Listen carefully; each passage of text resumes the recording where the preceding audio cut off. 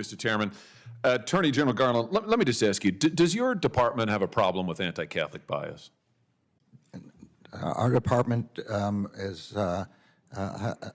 protects all religions and all ideologies. It does not have any bias against any religion of any kind. Well, you could have surprised me, because given the resources that you are expending and the apparently intelligence assets that you are deploying against Catholics, it appears, and other people of faith, while simultaneously turning a blind eye while people are executed gang style in the streets of our cities, including in my home state.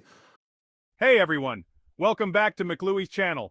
Today we're diving into a heated exchange between Senator Josh Hawley and Attorney General Merrick Garland. It's about accusations of anti-Catholic bias in the Department of Justice. Hit that subscribe button and turn on notifications. Let's jump right in. Your answer frankly surprises me. Let's talk about the Mark Houck case, for example. You've been asked about this already today, and frankly, your answers really astound me. This is a case where a Catholic pro-life demonstrator, father, was accused of disorderly conduct in front of an abortion center. The local prosecutor, the Philadelphia district attorney, who is a Democrat, a liberal, very progressive, declined to prosecute. There was a private suit that got dismissed. And then after all of that, your Justice Department sent between 20 and 30 armed agents in the early morning hours to the Houck's private residence to arrest this guy after he had offered to turn himself in voluntarily. Here's the photo. Once again, you can see the long guns, you can see the ballistic shields, you can see that they're wearing bulletproof vests. Why did the Justice Department do this? Why did you send 20 to 30 SWAT-style agents and a SWAT-style team to this guy's house when everybody else had declined to prosecute and he'd offered to turn himself in?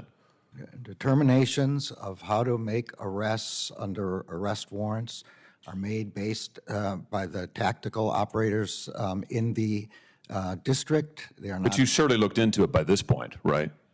You know the answer. Surely. All I know is what the FBI has said, which is that they made decisions on the ground as to what was safest and easiest. So you do not agree with your description of what happened on the scene. You don't agree with my description. I'm pointing out what the photo is. There are agents here who have long guns and ballistic shields. Let's take a look at the hardened criminals that your Justice Department sent these armed agents to go terrorize on that morning. Here they are. Here they are at Mass. Here's the 7 children with Mr. Houck and his wife. In this early morning, they were all at home. Mrs. Houck has said repeatedly the children were screaming. They feared for their lives.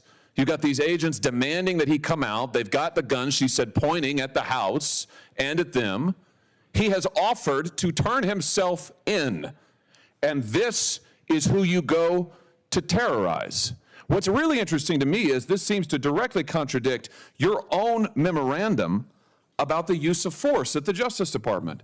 You say officers may use only the force that is objectively reasonable to effectively control an incident. Are you telling me that in your opinion as Attorney General, it was objectively necessary to use 20 or 30 SWAT-style agents with long guns and ballistic shields for these people? What I'm saying is that decisions about how to go about this were made on the ground by FBI agents. So you're saying you don't know?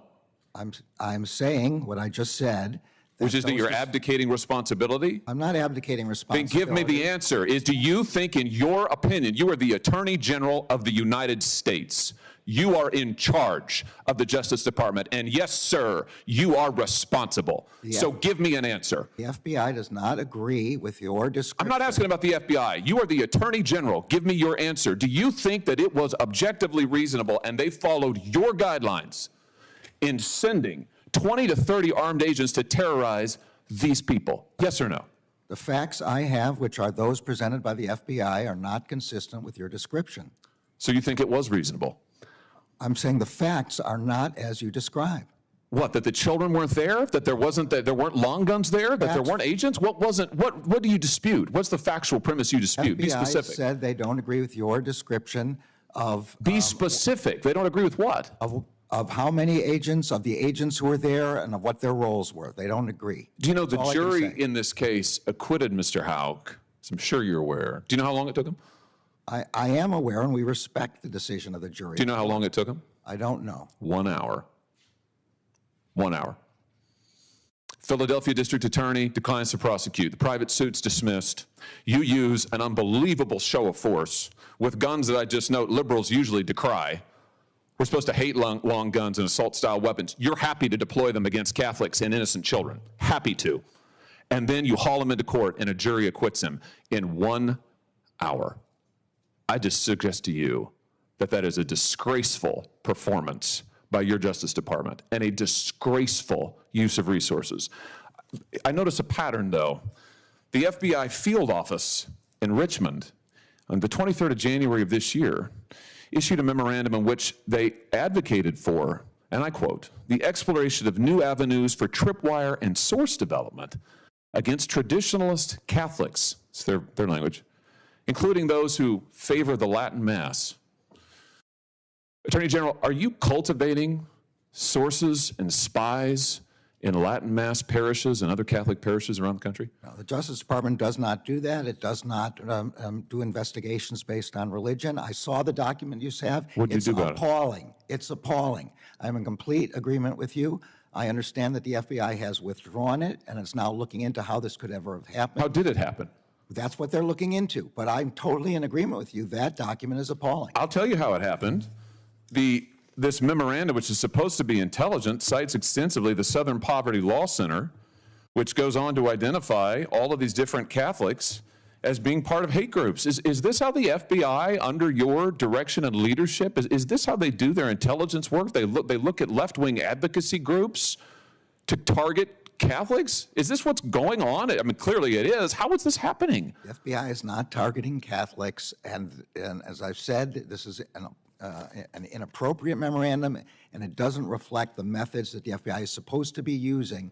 Should not be relying on any single organization without doing its own work. Let me just ask you, as my time expires here, a very direct question. How many informants do you have in Catholic churches across America? I don't know, and I don't believe we have any informants aimed at Catholic churches. We have a rule against investigations based on First Amendment activity, and Catholic churches are obviously First Amendment activity. But I don't know a specific answer to your question. You don't know the specifics of anything, it seems, but apparently on your watch, this Justice Department is targeting Catholics, targeting people of faith, specifically for their faith views. And Mr. Attorney General, I'll just say to you, it's a disgrace. So what do you think? Is the DOJ overreaching, or is this just political theater? Let me know your thoughts in the comments below. We'll keep you updated as it unfolds. Smash that like button, share this video, and subscribe for more deep dives. Thanks for watching.